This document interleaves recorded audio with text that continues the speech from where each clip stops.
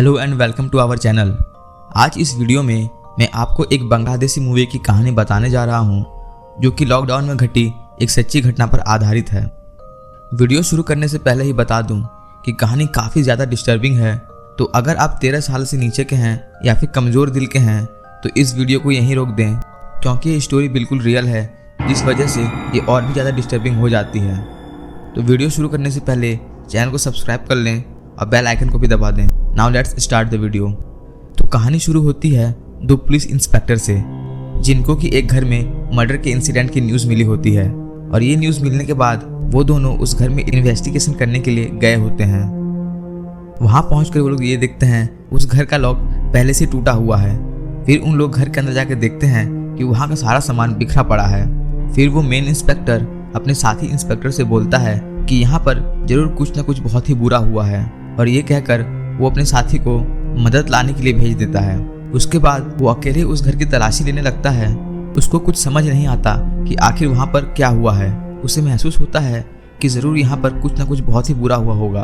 और हॉल में तलाशी लेते वक्त उसे एक छोटी बच्ची मिलती है जिसका नाम हॉरिन रहता है, और वो 13 साल की होती है। वो इंस्पेक्टर उसके पास जाकर पूछता है कि वहाँ पर क्या हुआ है और घर के बाकी लोग कहाँ पर हैं। लेकिन वो लड़की काफ़ी ज़्यादा डरी हुई होती है। वो बस बार बार यही बोल रही होती है उस पुलिस वाले से कि वो वहाँ से चला जाए। वो इंस्पेक्टर कुछ समझ नहीं पाता।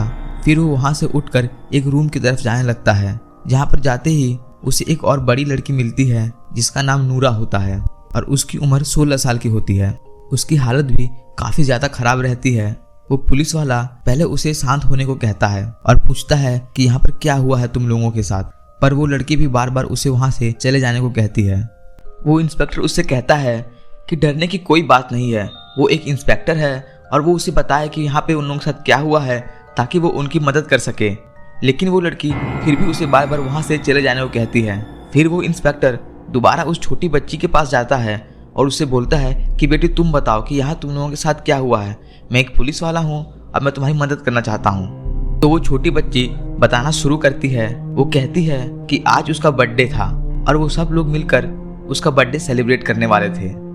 फिर सीन फ्लैशबैक में जाता है, जहाँ पर हम देखते हैं वो बच्ची सोकर उठी है और वो सोचती है कि आज तो उसका बर्थडे है पर उसे कोई विश क्यों नहीं कर रहा। वो देखती है कि उसकी बड़ी बहन उसी के बगल में सो रही है। फिर वो छोटी लड़की अपनी बड़ी बहन को जगाने लगती है, जिस पर उसकी बड़ी बहन उससे कहती है कि वो उसकी नींद खराब ना करे और उसे सोने दे। फिर वो रूम से बाहर आती है, जहाँ पर उसका छोटा भाई खेल रहा होता है। उसका छोटा भाई डिसेबल्ड होता है, वो तो ना सुन पाता है और ना ही देख पाता है। हॉरेन अपनी माँ से कहती है कि आज उसका बर्थडे है और वो आज ही केक काटेगी, जिस पर उसकी माँ बोलती है तुम्हारा बर्थडे कल है आज नहीं, तो हम आज रात में 12 बजे केक काटेंगे। फिर हॉरेन कहती है कि वो अपने सारे दोस्तों को बुलाएगी, जिस पर उसकी माँ कहती है कि यहाँ पर अभी लॉकडाउन चल रहा है तो हम सिर्फ अपने में ही सेलिब्रेट करेंगे। फिर हॉरेन अपनी बड़ी बहन के पास दोबारा चली जाती है और जाकर उसे जगाने लगती है, जिस पर उसकी बड़ी बहन उसे दोबारा डांट देती है। फिर कहानी प्रेजेंट में आती है, जहाँ पर वो इंस्पेक्टर उसकी बड़ी बहन के पास जाकर बोलता है कि डरो मत और बताओ क्या हुआ था। तो वो बताती है कि उसके डांटने के बाद हॉरेन रूठ गई थी, तो वो उसके पास गई और उसे मनाने लगी। उसने उससे कहा कि वो लोग उसका बर्थडे साथ मिलकर मनाएंगे। फिर वो उसको उसके बर्थडे के लिए सजाने लगी। फिर वो इंस्पेक्टर उसकी माँ के पास जाता है और पूछता है कि आखिर वहाँ पर क्या हुआ था।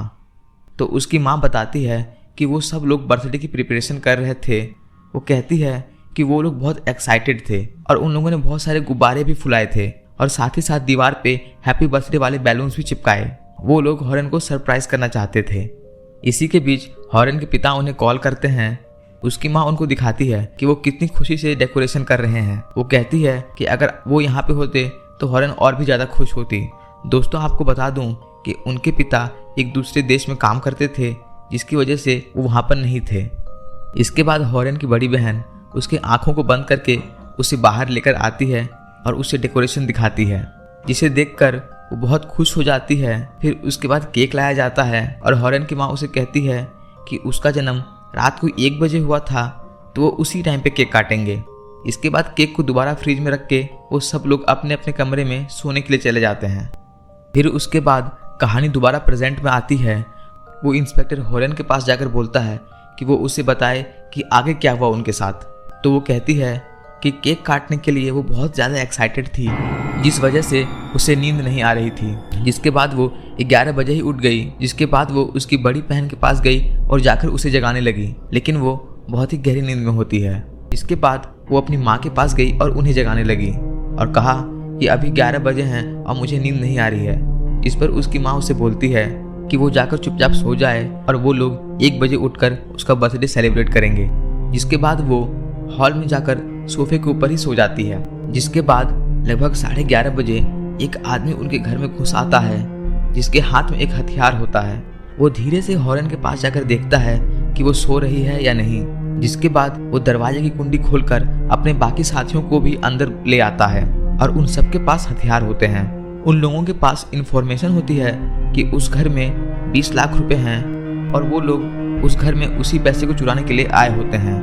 उन लोगों में एक लड़का भी था और उस लड़के के साथ उसका पिता भी आया होता है, जो कि उन लोगों का लीडर रहता है और उन लोगों को गाइड कर रहा होता है। तभी उसका बेटा अपने बाप से बोलता है कि इस घर में एक बड़ी लड़की भी है जो कि बहुत खूबसूरत है और वो उसके साथ बस एक बार सोना चाहता है। जिस पर उसका पिता उसे बोलता है कि एक बार उन्हें पैसे मिल जाएं, उसके बाद ही वो कुछ और कर सकते हैं।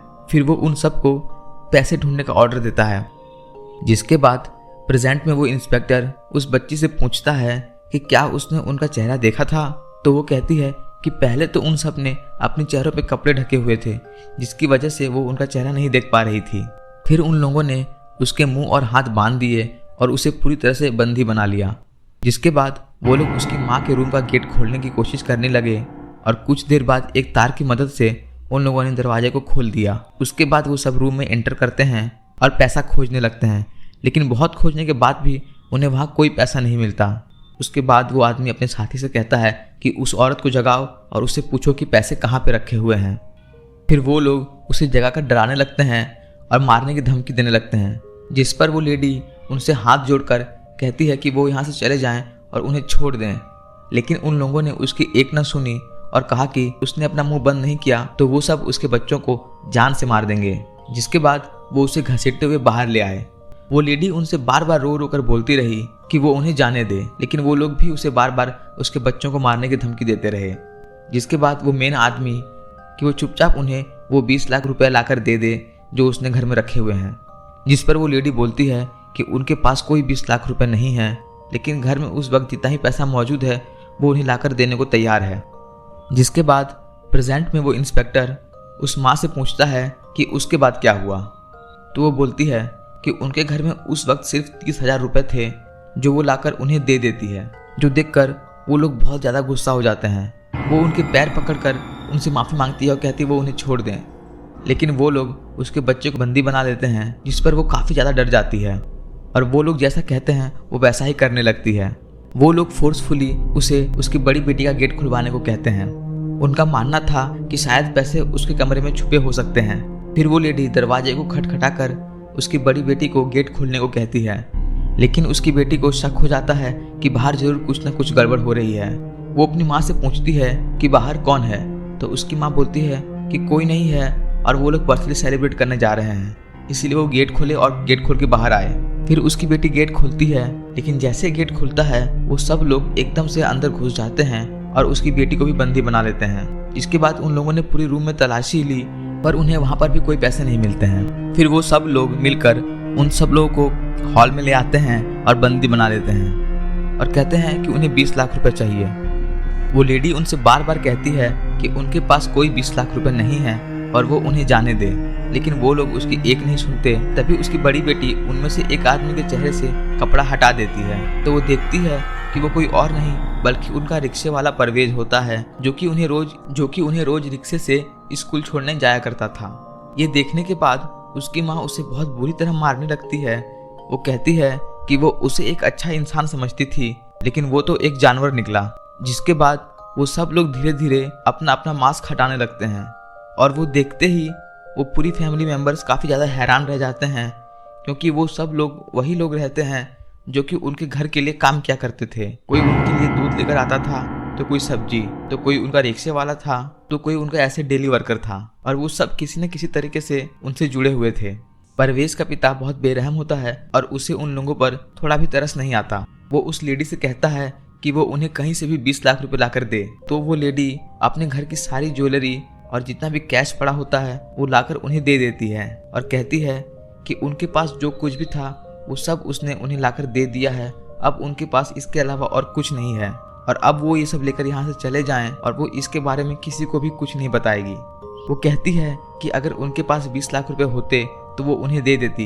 उसके लिए उसके बच्चों की जान से बढ़कर 20 लाख रुपए नहीं है। जिस पर फिरोज का बाप गुस्से में अपने एक साथी से पूछता है कि वो तो बोल रहा था कि इस घर में 20 लाख रुपए हैं।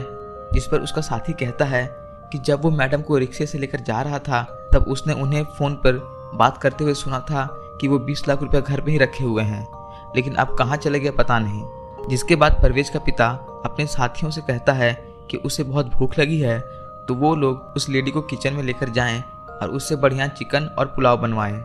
फिर वो लोग उस लेडी को किचन में लेकर जाते हैं। किचन में चिकन पहले से मौजूद होता है तो वो लेडी उन लोगों के लिए चिकन और पुलाव बनाने लगती है। वो लेडी परवेज से भी हाथ जोड़कर उन्हें छोड़ने को कहती है, पर वो लोग भी उसकी बात नहीं सुनते और उसे चुपचाप खाना बनाने को कहते हैं। परवेज और उसके दोस्त की बुरी नज़र शुरू से ही उसकी बड़ी बेटी पर होती है। वो लोग उसके साथ कुछ गलत करना चाहते थे और उनमें से ही एक आदमी की उसकी छोटी बच्ची पर भी गलत नज़र थी, तो वो उसे भी अपने साथ बैठा लेता है। उसके बाद प्रेजेंट में इंस्पेक्टर ने उस बच्ची से पूछा कि आगे क्या हुआ, तो वो बच्ची बोलती है कि उन लोगों ने पुलाव और चिकन बहुत ज़्यादा खाया, फिर भी वो लोग वहाँ से जाने राजी नहीं हो रहे थे। उनमें से एक आदमी ने उसे अपनी गोद में बैठाए हुए था और ज़बरदस्ती चिकन खिलाया जा रहा था। जिस पर उसकी माँ जब उसे छोड़ने को कहती है तो वो उसे भी डांट कर भगा देता है। इन सब के बाद फिरोज का बाप उस लेडी के पास जाकर उसे और उसकी बड़ी बेटी को साड़ी पहनकर उनके सामने डांस करने को कहता है ताकि वो इंटरटेन हो सके। इस बात पर वो लेडी परवेज के पिता पर चिल्लाने लगती है। वो कहती है कि उन लोगों ने तो सब कुछ ले ही लिया है उनसे, अब वो यहाँ से चले जाएं। लेकिन ये सुनकर परवेज का पिता उस लेडी को बहुत बुरी तरीके से अपने पैरों से मारने लगता है और घसीटता हुआ रूम में ले जाकर उसे लाल साड़ी देकर उसे वो पहनने को कहता है। जिसके बाद वो सब लोग कपड़े पहनकर रेडी होते हैं और उन लोगों के सामने डांस करने लगते हैं। और उसके बाद फिरोज का बाप उस लेडी को एक कमरे में ले जाता है और फिरोज और उसका दोस्त उसकी बेटी को दूसरे कमरे में ले जाते हैं और वहाँ पर ले जाकर वो लोग उन दोनों का शोषण करते हैं। और उनमें से एक आदमी उस छोटी बच्ची को भी नहीं छोड़ता जो कि सिर्फ 12 साल की थी, वो उसका भी शोषण करता है। उसके बाद बारी बारी से बाकी लोग भी उन तीनों का शोषण करते हैं। इसके बाद प्रेजेंट में वो इंस्पेक्टर ये सब सुनकर काफ़ी ज़्यादा हैरान हो जाता है। उसके बाद वो बाहर हॉल में जाकर सिगरेट पीने लगता है ताकि वो अपना स्ट्रेस रिलीज कर सके। तभी उसका साथी वहाँ पर आकर बोलता है कि घर में तो 4 लोग थे पर उन्हें अभी तक सिर्फ 3 ही मिले हैं। तो वो लोग कहते हैं कि उन्होंने अभी तक बाथरूम को चेक नहीं किया। वो वहाँ जाकर देखते हैं कि वहाँ पर उस छोटे बच्चे की लाश होती है जिसको कि उन लोगों ने गला काट कर मार दिया था, जिसको देखकर वो उल्टी कर देता है। वो दोनों बहुत ही ज़्यादा डर जाते हैं। जिसके बाद वो दोबारा उनके रूम में जाता है तो वो देखता है वहाँ उन सबकी लाश पड़ी हुई है, जिसको कि देखकर वो बहुत ही ज़्यादा ट्रॉमेटाइज हो जाता है क्योंकि अभी तक उसने जो कुछ भी देखा वो सब उसकी इमेजिनेशन थी। फिर हम देखते हैं कि उसके बाद वहाँ पर क्या हुआ। उन सबका शोषण करने के बाद वो लोग बहुत ज़्यादा घबरा जाते हैं और सोचने लगते हैं कि अब क्या करें। परवेज के पिता के साथी उससे कहते हैं कि वो लोग तो यहाँ पर सिर्फ पैसे लेने आए थे पर उन्होंने उन लोगों का शोषण कर दिया है। जिस पर परवेज का पिता अपने साथियों को मारते हुए कहता है कि अब इन सब से बचने का एक ही तरीका है कि उन्हें इन सबको जान से मारना होगा, नहीं तो ये लोग पुलिस के सामने सब कुछ बोल देंगे जिससे कि इन सबको जेल हो जाएगी। जिस पर बाकी लोग कहते हैं कि वो लोग मर्डर नहीं कर सकते, लेकिन फिरोज का बाप उन सबको फोर्स करता है मर्डर करने को।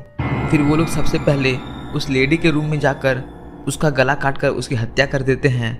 फिर वो लोग उसकी बेटी के रूम में जाकर उसका भी गला काट कर उसकी भी हत्या कर देते हैं। उसके बाद फिरोज का बाप उस आदमी को जिसने उस छोटी बच्ची का शोषण किया था उसे उस बच्ची को मारने के लिए कहता है, तो वो आदमी उस बच्ची का भी गला काट कर उसे मार देता है।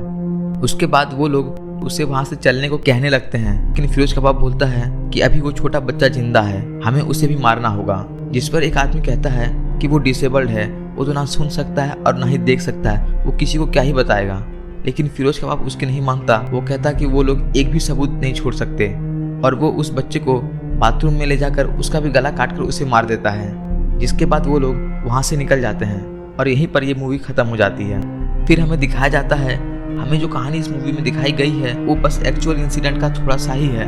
वहाँ पर इससे भी ज़्यादा बुरा हुआ था जो कि मूवी में दिखाना पॉसिबल नहीं है। उसके बाद हमें उस फैमिली की रियल इमेज दिखाई जाती है और उसी के साथ साथ उन क्रिमिनल्स की भी रियल फोटो दिखाई जाती है। Now that's a wrap in this video. अगर वीडियो अच्छी लगी हो तो इसे लाइक कर देना और कमेंट करके बताना कैसी लगी, और अगर किसी और मूवी का एक्सप्लेनेशन चाहिए तो वो भी कमेंट में बता सकते हो, और हो सके तो शेयर कर देना। बाय।